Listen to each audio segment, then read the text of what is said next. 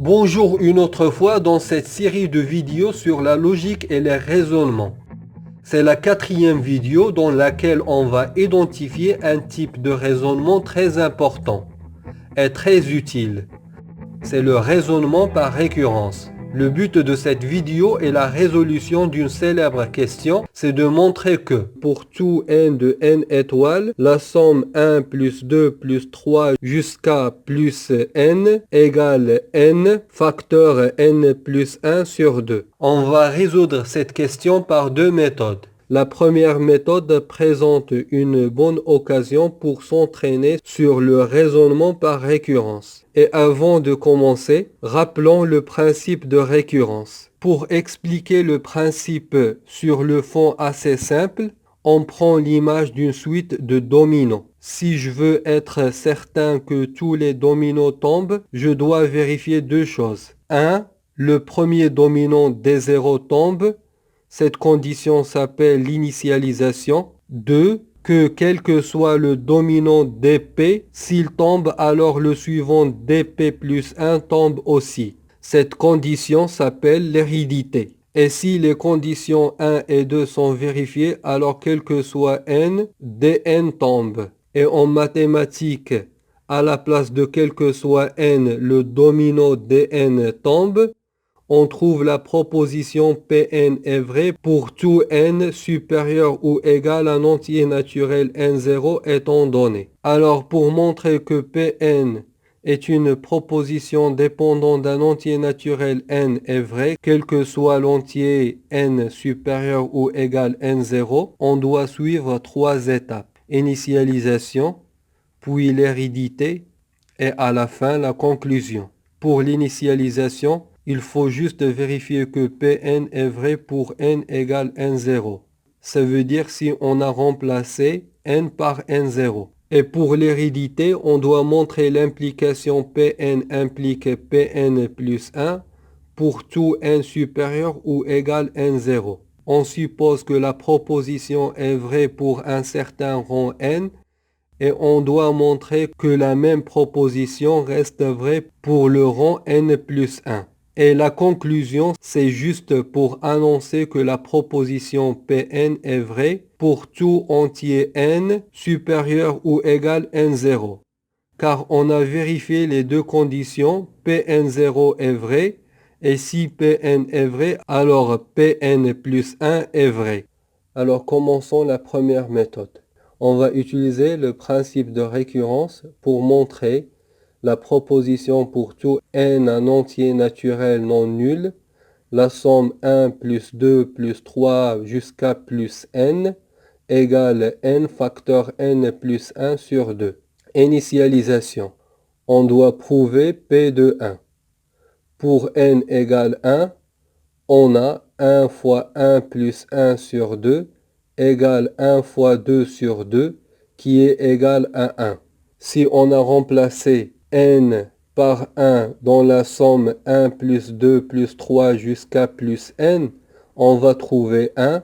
Alors la proposition est vraie pour n égale à 1. Hérédité, on doit montrer que Pn implique Pn plus 1, soit n un entier naturel non nul. Supposons que 1 plus 2 plus 3 jusqu'à plus n égale n facteur n plus 1 sur 2. Et montrons que 1 plus 2 plus 3 jusqu'à n plus 1 égale n plus 1 facteur n plus 2 sur 2. Donc on a la somme 1 plus 2 plus 3 jusqu'à plus n plus 1 égale la somme 1 plus 2 plus 3 jusqu'à plus n plus 1. Car le terme qui est avant n plus 1 est n. D'après la supposition ou bien l'hypothèse, on a la somme de 1 jusqu'à n égale n fois n plus 1 sur 2. Alors on trouve n facteur n plus 1 sur 2 plus n plus 1. On va réduire par le même dénominateur qui est 2 et on trouve n fois n plus 1 plus 2 fois n plus 1 sur 2. On factorise par n plus 1 et on trouve n plus 1 facteur n plus 2 sur 2. Et ça, ce qu'on veut trouver. On a trouvé que la somme 1 plus 2 plus 3 jusqu'à plus n plus 1 égale n plus 1 fois n plus 2 sur 2. Conclusion, donc d'après le principe de récurrence, on a pour tout n appartenant à n étoiles 1 plus 2 plus 3 plus jusqu'à plus n égale n fois n plus 1 sur 2 est une proposition vraie. La deuxième méthode pour répondre à notre question est la fameuse méthode proposée pour la première fois par le prince des mathématiciens Carl Gauss. Voulant occuper ses élèves, le professeur demande d'effectuer des additions. Exactement d'effectuer la somme des nombres de 1 à 100. Après très peu de temps, le jeune Gauss, alors âgé de 10 ans, impressionne son professeur en donnant la réponse correcte. Sa technique consiste à regrouper astucieusement les termes extrêmes par deux. Sans le savoir encore, Gauss a découvert la formule permettant de calculer la somme des termes d'une série arithmétique. On veut calculer la somme 1 plus 2 plus 3 plus 4 jusqu'à n. Alors qu'est-ce qu'il faut faire? On pose s égale 1 plus 2 plus 3 jusqu'à plus n-2 plus n-1 plus n. Donc les éléments juste avant n sont n-2 et n-1.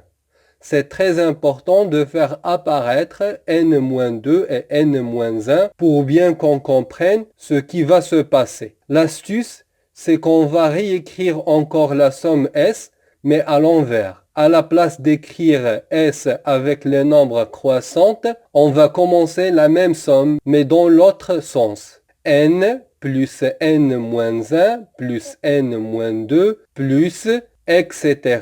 Et je termine par 3 plus 2 plus 1. Grâce à ce qui est écrit, on va faire la somme. On va ajouter les deux égalités. Alors, s plus s égale 1 avec n donne n plus 1.